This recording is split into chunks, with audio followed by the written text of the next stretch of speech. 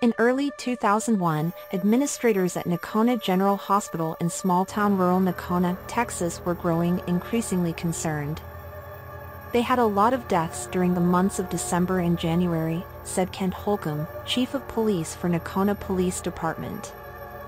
Even during a raging flu season, that was very suspicious. Suspicions were raised on January 7, 2001, when Jimmy Ray Holder, 65, was hospitalized following a heart attack. He was doing really good. I was going to visit him the very next day, said his adoring son Ronald Holder. But his dad inexplicably died in the night. Over the course of the next 17 days, 4 more elderly patients died. Their deaths appeared to be due to natural causes. But red flags were raised. Too many people were dying, said Dr. Len Dingler, Nocona General Hospital's chief of staff, adding that a search for common links, such as medications, turned up nothing. It was a huge mystery. On January 30th, 2 patients, one elderly, the other only 14 years old, experienced respiratory distress, setting off code blues at the same time. The girl survived, but the senior didn't make it. I can't remember in my career having 2 code blues at the same time, said Len Dingler. Tracy Messler, publisher of the Nocona News, told Sins of the South that local journalists noticed the flurry of deaths. About 31 hours after the earlier double code blue, it happened again. This time 2 women, one 47, the other 35, coded at the same time. Both survived, but after one of the patients was revived, she stopped breathing again when her 4 bag was hooked back up.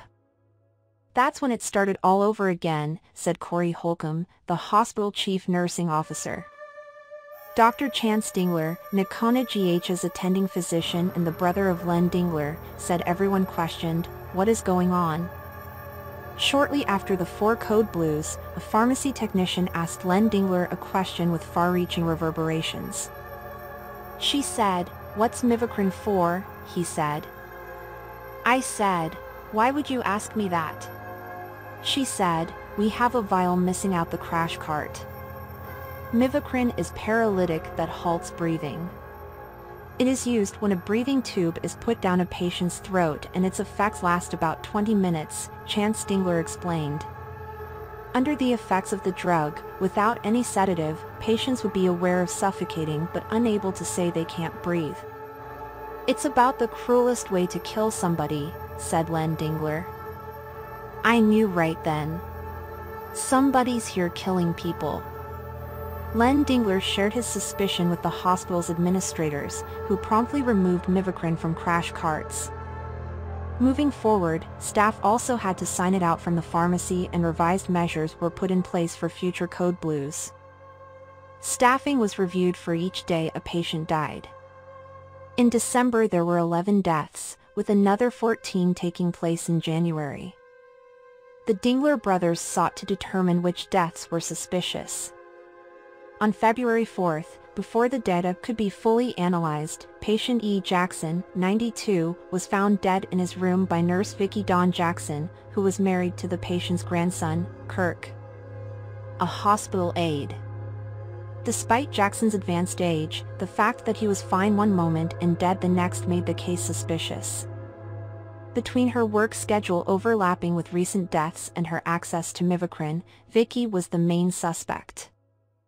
At this point, the doctors reached out to Chief Holcomb and shared their suspicions on February 6th. Chief Holcomb's first step was to determine how much Mivacrin was missing and inform the district attorney of what was happening at the hospital. The district attorney's office requested that the FBI be involved, said Kevin Benton, investigator, Montague County DA's office. While seeking more evidence that linked Vicki to the suspected murders, detectives kept the investigation secret. In the meantime, the review showed that about 14 vials of the drug were missing. That threw a big red flag up, said Chief Holcomb. Due to the way Mivacrin is metabolized, there was no test to detect Mivacrin in a deceased body. The FBI actually had to invent a test to test bodily fluids for Mivacrin, said Chance Dingler. Len Dingler took stock of his experiences with the prime suspect. "I knew Vicky for a number of years," he said. "She came in early, stayed late, worked hard. Investigators learned that her first marriage was troubled. When she met Kirk Jackson in 1997, she was raising 2 kids on her own. They eventually tied the knot." At the time of the hospital investigation, Kirk and Vicky were going through a rough patch in their marriage. While doctors were ready to fire Vicky, investigators had them hold off. "What you don't want to do is scare somebody off," said Jack McGarry, Montague County District Attorney. "You want to give them every opportunity to give you more evidence." Investigators hatched a plan to catch the suspected killer in the act. They covertly installed a video camera system above the crash cart, and a Mivacrin vial containing saline was put in the cart. However, nothing suspicious emerged from this plan. Then, on February 19, Donnelly Reed, a 61-year-old patient, coded. Nothing about Reed's condition made him a candidate for respiratory arrest, so doctors believed that Vicky had evaded surveillance and injected Mivacrin. With Dr. Chance Dingler's help, Reed survived. Blood and urine samples were collected, along with Reed's 4 tubing. Reed later told his doctor that a nurse had come into his room and injected something into his 4. She watched as he struggled to breathe. "She was just smiling at him," said Chance Dingler. In an interview with Chief Holcomb, Reed described the nurse as medium-built with blonde hair before picking out Vicky from a photo array. On February 20, 2001, Chief Holcomb and an FBI agent questioned Vicky at the hospital conference room. At the same time, a DA's investigator and Texas Rangers went to her home. A syringe with liquid in it was fished out of her curbside garbage can. Doctors fired Vicky, and Kirk, though not a suspect, was also let go. He was stunned when he was told that his wife was the prime suspect, according to Sins of the South. In June 2001, the bodies of 10 people who died at Nocona General Hospital were exhumed to check for traces of Mivacrin. The month following, a lab report confirmed what was suspected. "The syringe found at Vicky's house had Mivacrin in it," said Chief Holcomb. But Chief Holcomb still couldn't arrest her until there was proof that patients were murdered. Then, 13 months after the exhumations, all 10 of the exhumed bodies tested positive for Mivacrin. The manner of death for all was changed to homicide. On July 16, 2006, Vicky Dawn Jackson was arrested for the murders and Reed's attempted murder. After Vicky's arrest, her daughter, Jennifer, turned over a sealed box her mother had given to her.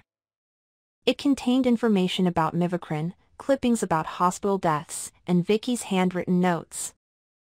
"I took it as trophies," said Benton. Vicky's motive remained a mystery. Investigators believed it came down to retribution aimed at patients and family. On October 5, 2006, Vicky Dawn Jackson pleaded no contest. She was sentenced to life in prison and remains behind bars at the Christina Melton Crane Unit in Gatesville, Texas, NBC News reported.